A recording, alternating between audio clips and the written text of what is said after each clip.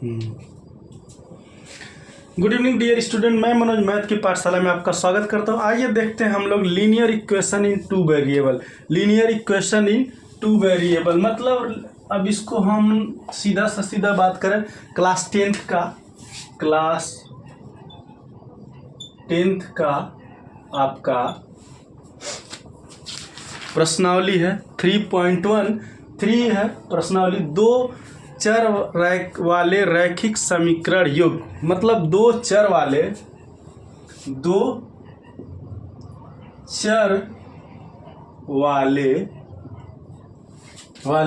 रैखिक समीकरण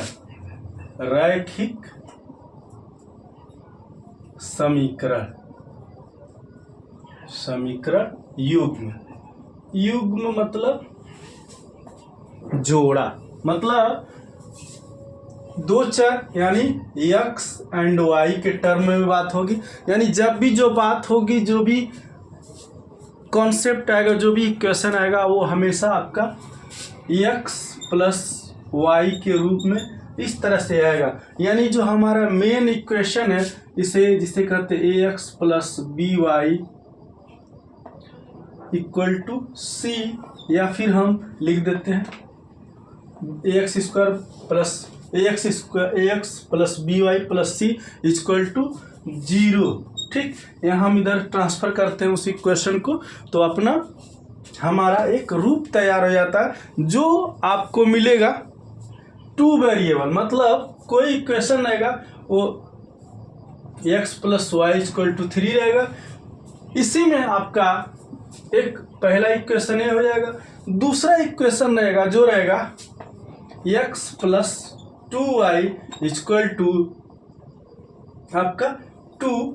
अब हम इसको दो नियम है इसमें, एक प्रतिस्थापन विधि और एक विलोपन विधि। इन दोनों विधियों का यूज करके हम x एंड y का मान निकालते हैं। दो चर यानी दो चर मतलब चर मतलब चलने वाले, मतलब जिनकी वैल्यू हमेशा चेंज होता रहे, वो चर में आते। तो x plus y equal to इस तरह से दिया रहेगा इक्वेशन, और हमेशा उसको हम स्टैंडर्ड रूप में लिख करके ही यूज करेंगे। जैसे हमारा एक पहला इक्वेशन है, देखते हैं इसमें हम यूज कर रहे हैं सब्स्टिट्यूशन विधि यानी प्रतिस्थापन विधि। प्रतिस्थापन विधि मतलब हम प्रतिस्थापन विधि यूज कर रहे हैं। और हमारा जो पहला इक्वेशन है उसको हम देखते हैं।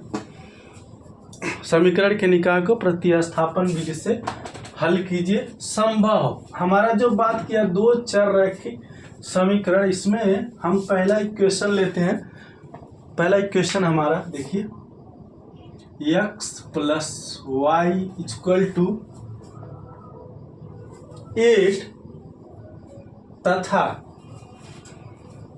2x minus 3y equal to 1। इस तरह से हमारा ये पहला इक्वेशन हो गया। ये दूसरा इक्वेशन, यानी पूछा था युग्म दो चर रैखिक समीकरण युग्म, मतलब ये आपका पहला समीकरण हो गया, ये दूसरा समीकरण हो गया। यानी जब भी इक्वेशन आएगा तो आपको x प्लस वाई के रूप में आएगा, एंड आपको मतलब x एंड y के रूप में आएगा, x एंड y के रूप में आएगा, प्लस आपको दो समीकरण दिए रहेंगे।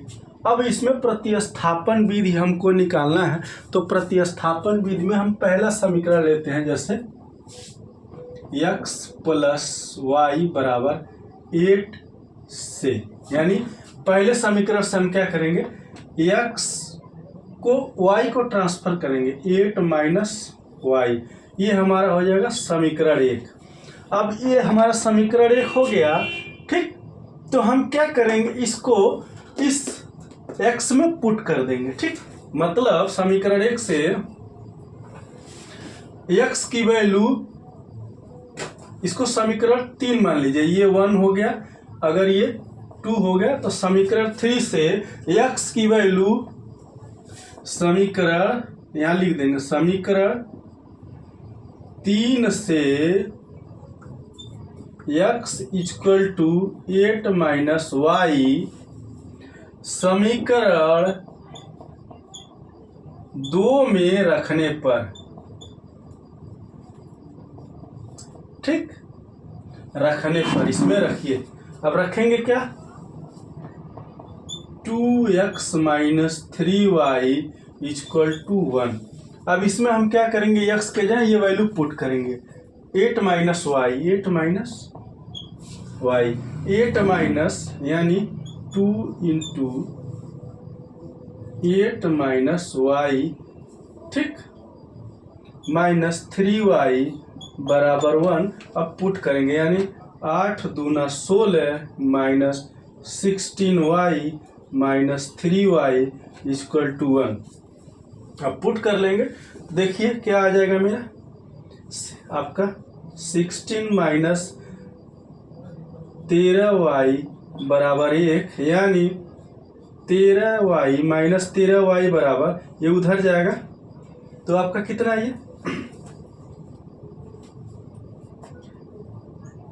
ये आपका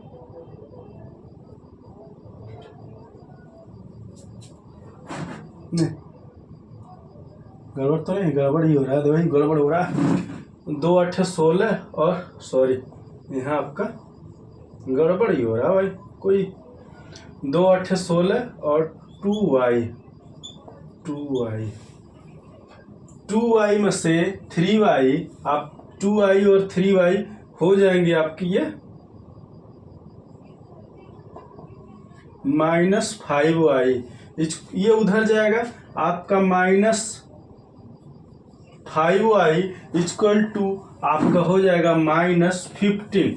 अब माइनस से माइनस कट जाएगा, y बराबर 15/5 यानी आपका 3 5 15, y की वैल्यू आ जाएगी 3, y की वैल्यू 3 जब आ जाएगी तो हम क्या करेंगे, इसी समीकरण में पुट कर देंगे। समीकरण एक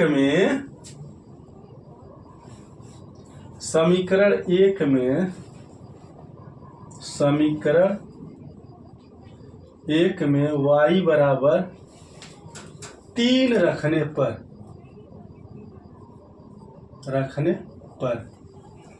देखिए x प्लस वाई बराबर 8, x प्लस वाई की वैल्यू 3 इक्वल टू 8, यानी x बराबर 8 माइनस 3 यानी x बराबर 5 हो गया, यानी x बराबर 5 y बराबर 3, यानी हमारा जो आंसर आ गया दोस्तों,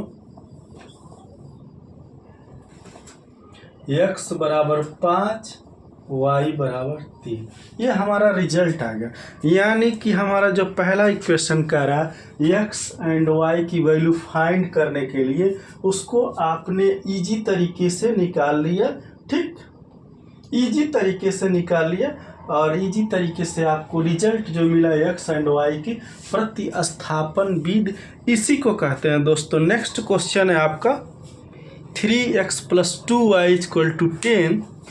देखिए इसको आप इजी देख सकते हैं, x plus y equal to 8, 2x minus 3y equal to 1, यानी x plus y equal to 8, मतलब x बराबर 8 माइनस वाई, समीकरण 3 से x बराबर 8 माइनस वाई समीकरण 2 में रखने पर रखा, यहाँ आपने वैल्यू पुट किया, रिजल्ट आ गया आपको 16 माइनस 2y माइनस 3y, यानी 5 माइनस 5y इक्वल टू 1, 16 उधर ट्रांसफर होगा तो ये हो जाएगा माइनस 15, 5y इक्वल टू 15 यानी y बराबर 3, ये आपका रिजल्ट आ गया। इस तरह से रिजल्ट y का मिल गया, x की वैल्यू यहाँ हमको प्राप्त हो गया। इस तरह से हम इजीली इसको निकाल सकते हैं। नेक्स्ट हमारा जो क्वेश्चन है, same to same criteria, same to same तरीका, इसको हमको सॉल्व करना है। आइए देखते हैं कैसे। सेम टू सेम क्राइटेरिया है, सेम टू सेम तरीका जो है, दूसरा नंबर 3x plus 2y, 3x plus 2y, 3x plus 2y equal to 10। दूसरा है 12x plus 8y equal to 30। इस तरह से आप समीकरण 1 मान लीजिए, समीकरण 2 मान लीजिए। अब हम यहाँ से समीकरण 1 से 3x + 2y बराबर 10 से हम x या y किसी एक की वैल्यू निकाल लेते हैं। मतलब 3x बराबर लिख लें 10 - 2y। ठीक, ट्रांसफर कर दिया। अब x की वैल्यू निकाल लें। x बराबर 10 - 2y डिवाइडेड बाई 3। ये हमारा समीकरण 3 हो गया।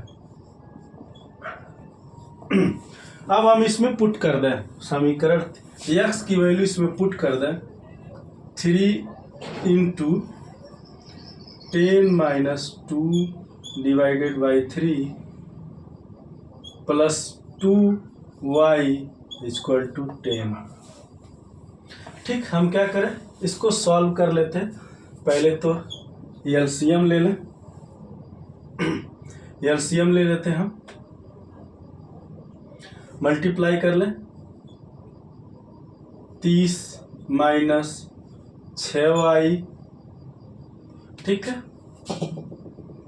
30 - 6y डिवाइडेड बाई 30। और आप एलसीएम लेंगे तो ये प्लस में और यहाँ से पूरा 3 हो जाएगा और यहाँ से ये मल्टीप्लाई हो जाएगा 2y है, 2 2 3 6y बराबर 10।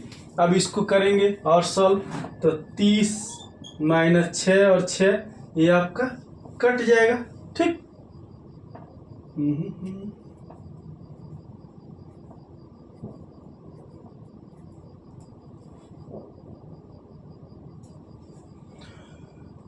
तो 0 हो जा रहा है।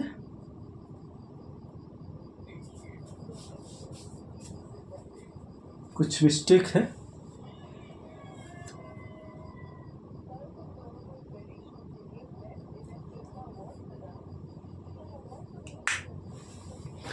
कुछ मिस्टेक है क्या?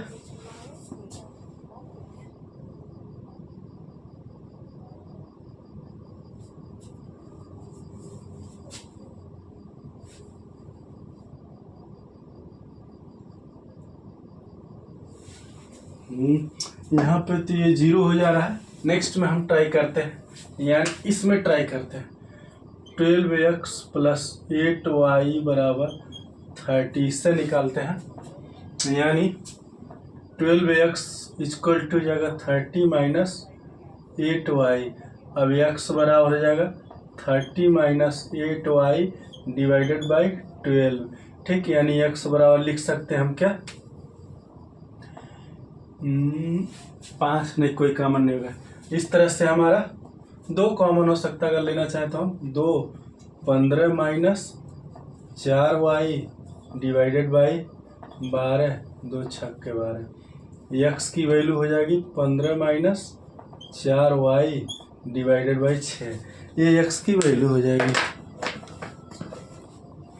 अब हम इस समीकरण में पुट करेंगे x की वैल्यू, तो 12 × 15 - 4y divided by 6 plus 8y = 30। ठीक, यहाँ 1 कर लीजिए। आप करेंगे तो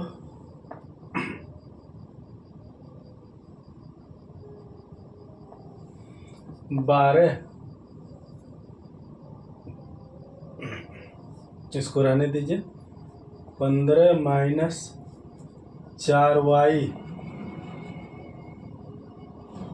कुल के बटा 6 कर दीजिए, प्लस यहाँ कर दीजिए 6 बटे 48y बराबर 30 कर दीजिए। ठीक, तो आप काटना चाहें तो 6 2 बार में काट देंगे तो कट जाएगा आपका, यानी हो जाएगा ये 30 - 8y प्लस 48y बराबर 30। यानी कि आप देखेंगे तो ये आपका कट जाएगा यहाँ बचा माइनस, यहाँ बचा 40y बराबर 0, यानी y की वैल्यू भी 0 आ गया, यानी x की भी वैल्यू 0 आ जा रहा है, y की वैल्यू हम निकाल रहे हैं वो भी दोनों कंडीशन में 0 हो जा रहा है। यानी क्या कह रहा है, ये कथन असत्य है, ये कथन असत्य, यानी दोनों कंडीशन में आपका 0 आ रहा है, तो ये x एंड y की वैल्यू इजीली फाइंड नहीं होगी। यानी अगर दोनों कथन में 0 आ जा रहा है तो यानी x एंड y की वैल्यू फाइंड नहीं होगी, यानी हमने दोनों समीकरण से चेक कर लिया। अब हम नेक्स्ट क्वेश्चन देखने से पहले चैनल को लाइक कर लीजिए, सब्सक्राइब कर लीजिए, और नेक्स्ट क्वेश्चन शुरू करते हैं। उससे पहले छोटा सा ब्रेक। थैंक यू, धन्यवाद।